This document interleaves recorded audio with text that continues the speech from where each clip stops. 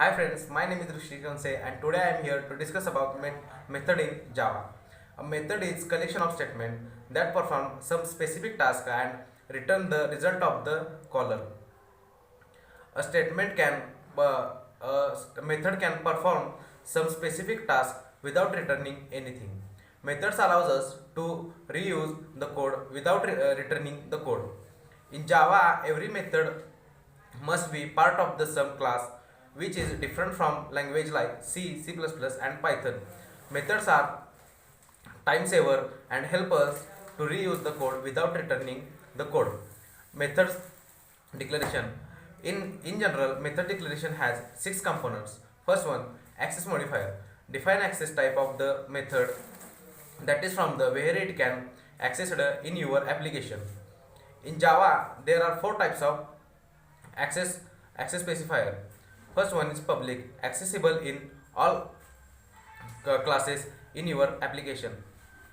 Protected, accessible within the in which it is defined, and private, accessible any within the class in which it is defined. Default declarations are variable any within the package. For second one, return type. It is it specify what of the value a method return. For example, of method has an int return type, there is return on integer value.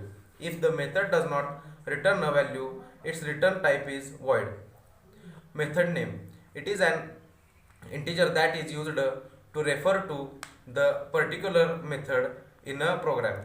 Method body, it includes the programming statement that are used to perform some task. The method body is enclosed inside the curly braces. Example, it returns the integer value. A method with no return type with argument. A method doesn't return any value and but it have argument in that method.